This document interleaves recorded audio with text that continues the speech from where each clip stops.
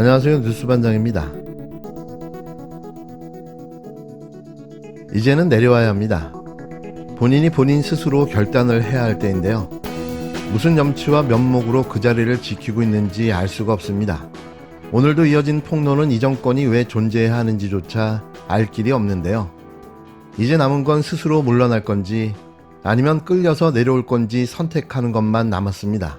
지금까지 그 돈을 건넸다는 예비 후보가 3명이었고 네. 언론 보도상으로는 그리고 네네. 그 중에 2명이 지금 구속영장이 청구가 된 거잖아요. 네, 맞습니다. 근데 아무튼 지금 저희가 그 알아본 바로는 이 3명 말고 네. 한 명이 더 있는 것으로 지금 저희가 파악한 게 있습니다. 그러니까 저희가 파악한 내용은 박모, 그러니까 그 전직 기초단체장인데 박모라는 분이고 억대의 어떤 그 돈을 전달한 것으로 저희가 파악하고 있는데 혹시 확인해 줄 수 있을까요?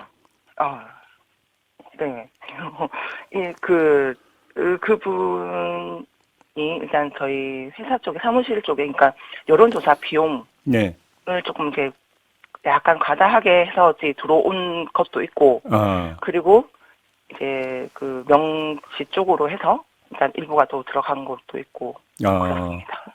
그러니까 여론조사를 의뢰하고 여론조사 비용을 과다하게 그러니까 지급을 해주는 방식. 네. 하나가 이거, 그다음에 아예 명시에게 직접적으로 돈을 건넨 방식. 이 두 가지로 억대의 어떤 돈을 전달을 했다. 네네네. 그렇게 알고 있습니다. 그러면 지금 한 명이 더 추가가 되는 거네요. 최소한. 근데 더 계세요.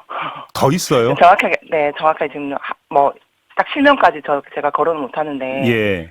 네, 더 계십니다. 더 있습니까? 그러면 네네. 4명 말고 더 있다는 얘기잖아요, 그러면. 최소 한 8분. 8명? 네. 돈을 건넨 사람이? 네네네. 그러니까 여론조사 비용이라 하기에는 예. 금액이 과다한.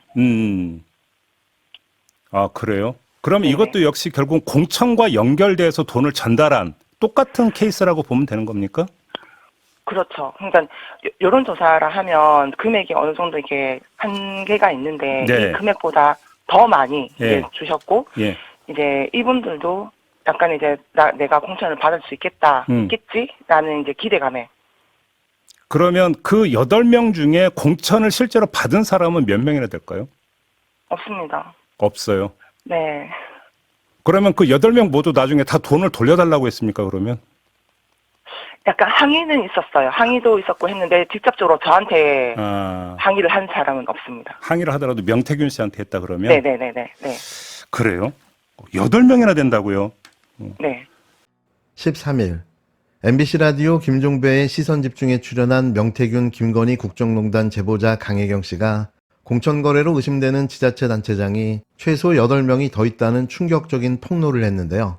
이는 강혜경 씨가 지난 11일 명태균 씨와 공천을 대가로 돈을 낸 공천 후보자 2명과 함께 아크로비스타 윤석열 대통령 자택을 방문해 당시 윤석열 후보자 내외에게 인사를 했다고 폭로한 바 있는데 이번이 두 번째 폭로였습니다. 추가로 폭로된 8명의 단체장의 실명은 거론하지 않았지만 이들은 대선 과정에서 명태균 씨의 소개로 윤석열 대선 캠프에서 당시 민생안전 특별본부장을 맡고 있었던 김영선 전 의원과 함께 일했던 것으로 파악됐는데요. 명태균 씨와 연관된 모든 공천 후보자들의 공통점이었습니다. 이건 무엇을 말해주고 있는 걸까요? 윤석열 대선 캠프가 윤석열, 김건희, 김영선, 그리고 명태균으로 이어지는 공천 게이트의 요체가 아니었나 하는 추측을 하게 되는데요. 썩어도 이렇게 썩을 수가 있나 싶은 거죠. 윤석열 대통령 부부 공천 개입 의혹을 수사하는 검찰이 김종인 전 국힘당 비상대책위원장과 이준석 전 국힘당 대표를 조사할 방침인 것으로 12일 전해졌습니다. 지난 11일 공천거래 혐의로 구속영장이 청구된 명태균 씨가 여러 선거 공천에 개입하는 데 이들이 관여한 정황을 포착했다는 건데요. 창원지검 전담수사팀 팀장 이지영 차장검사는 지난달 압수수색을 통해 명 씨가 미래한국연구소에서 쓰던 PC에 남아있는 카카오톡 대화 내역을 확보했습니다.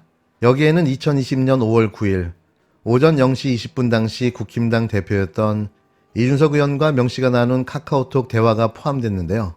이 의원이 먼저 윤석열 당선인이 김영선은 경선을 해야 한다라는 취지의 메시지를 보내자 명 씨가 전략 공천인 것으로 안다, 확인해보겠다고 답했다는 겁니다.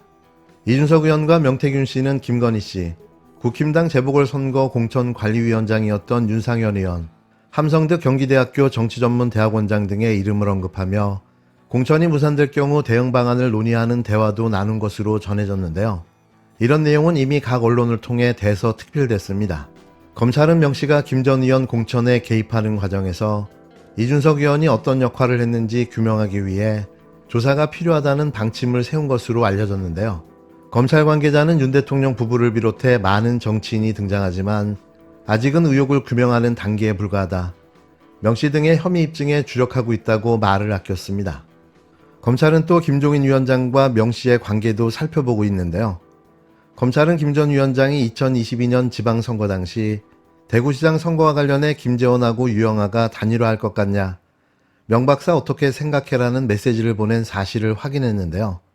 명 씨는 검찰에서 김 전 위원장에 대해 2020년 10월에서 11월 중 김영선 전 의원과 함께 김 전 위원장의 자택을 찾아 처음 만났고 그 다음날부터 전화로 현안을 논의해왔다면서 매일 연락해 의견을 묻는 사이라고 주장한 바 있는데요.